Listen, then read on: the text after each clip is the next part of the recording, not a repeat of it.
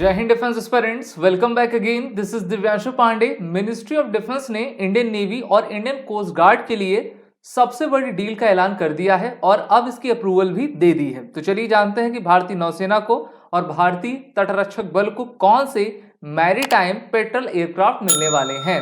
शुरुआत करते हैं आज के सेशन की। जैसा कि हम सभी जानते हैं कि भारत की दो फोर्सेस जो कि रक्षा मंत्रालय के अंतर्गत आती हैं, ये हैं आपकी इंडियन नेवी और इंडियन कोस्ट गार्ड। और काफी लंबे समय से ये डिमांड कर रहे थे कि इनको मैरीटाइम पेट्रोल एयरक्राफ्ट की रिक्वायरमेंट है और इस रिक्वायरमेंट को देखते हुए मिनिस्ट्री ऑफ डिफेंस के द्वारा इन दोनों फोर्सेस के लिए अब ऑर्डर को क्लियर कर दिया है और उन्होंने अब अपनी अनुमति दे दी है कि ये टोटल 15 मैरीटाइम पेट्रोल एयरक्राफ्ट को एक्विजिशन करेंगी, यानी कि उनका अधिग्रहण करेंगी, उनका प्रोक्योरमेंट करेंगे, जिससे कि भारतीय नौसेना और भारतीय तटरक्षक बल को अधिक आपका लाभ मिल सकेगा।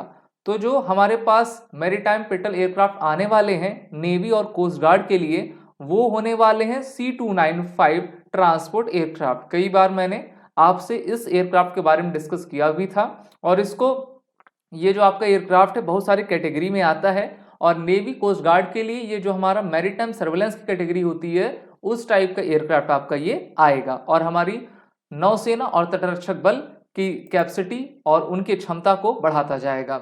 सबसे अच्छी बात यह है कि ये जो आपका प्रोक्योरमेंट होगा वो पूरी तरीके से मेक इन इंडिया प्रोसेस के तहत आपका किया जाएगा। आपको याद हो वर्ष 2014 25 सितंबर को भारत सरकार के द्वारा make in India programme launch किया गया था, जहां पर हमारा मेन उद्देश्य ये था कि हमको एफडीआई को अधिक से अधिक आपका यहां पर अट्रैक्ट करना है और भारत में ही बनी चीजों को जो है भारतीयों के लिए उसका प्रयोग में लाना है।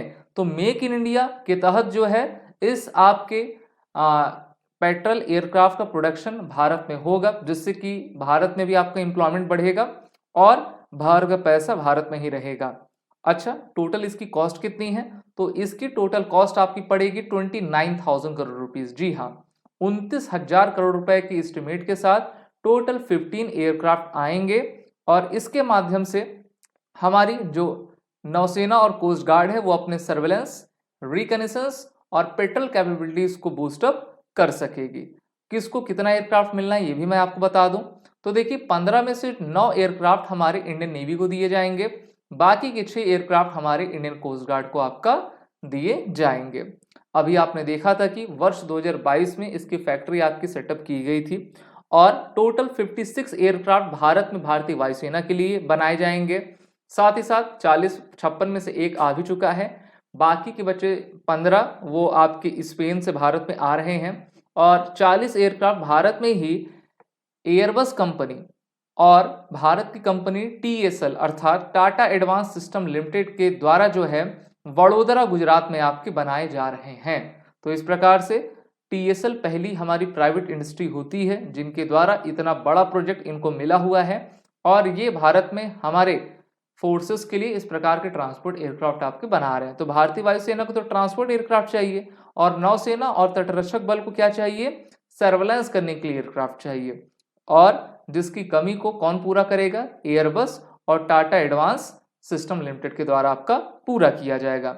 The production of components of this aircraft has already in the main constituent assembly facility in the Hyderabad. This parts will be shift to the Vadodara which is expected to operational by the November 2024 और 2026 से आप 2 साल में देखोगे कि भारत के द्वारा जो है अपने एयरक्राफ्ट C295 एयरक्राफ्ट को बनाना शुरू कर दिया जाएगा।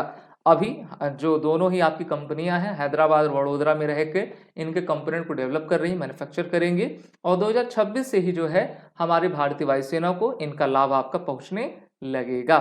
आपको याद हो पिछले साल 2023 में भारत ड्रोन शक्ति एग्जीबिशन किया गया था हिंडन एयरबेस गाजियाबाद उत्तर प्रदेश में, जहां पर भारतीय वायुसेना को उनका पहला C295 एयरक्राफ्ट भारत के रक्षा मंत्री राजनाथ सिंह के द्वारा आपका दिया गया था। तो इसी प्रकार से अब इस टाइप के एयरक्राफ्ट हमारी नेवी और कोस्ट गार्ड को दिए जाएंगे, जिससे कि उनकी मैरीटाइम जो कैपेबिलिटी है, सिक्योरिटी करने की क्षमता, वो और भी बढ़ पाएगी। ये जो आपके एयरक्राफ्ट हैं रिप्लेसमेंट ऑफ द एजिंग एवरोस 748 को हटाकर भारतीय वायुसेना आपकी कर ही रही है और अब तो इसमें हमारी इंडियन नेवी और इंडियन कोस्ट गार्ड भी आ चुकी है। इंडियन नेवी का मोटो आप सभी जानते हो, शमना वरुणा। इंडियन कोस्ट गार्ड का, वयम रक्षामा that is the we protect, और दोनों ही मिनिस्ट्री ऑफ डिफेंस के अंतर्गत आपका आते हैं। वेरिएंट्स की बात करें, बहुत सारे वेरिएंट्स हैं, कुछ टॉप वेरिएंट्स देखें। टैक्टिकल ट्रांसपोर्ट एयरक्राफ्ट भारतीय वायुसेना यूज करती है। वर्सेटाइल मैरीटाइम सर्वेलेंस एयरक्राफ्ट, इसको हमारी इंडियन कोस्ट गार्ड और इंडियन नेवी के द्वारा आपका यूज किया जाएगा। तो इस प्रकार से हम कह सकते हैं कि 56 तो हमारे भारतीय वायुसेना को मिल रहा है और 15 हमारे जो है कोस्ट गार्ड और नौसेना को मिलेगा। तो इस प्रकार से टोटल 71 एयरक्राफ्ट हो जाएंगे। और भी जैसे पहले तो इतने प्रोसेस हो जाएंगे, मेरे ख्याल से 2032-2034 तक ये पूरा कंप्लीट हो पाएगा।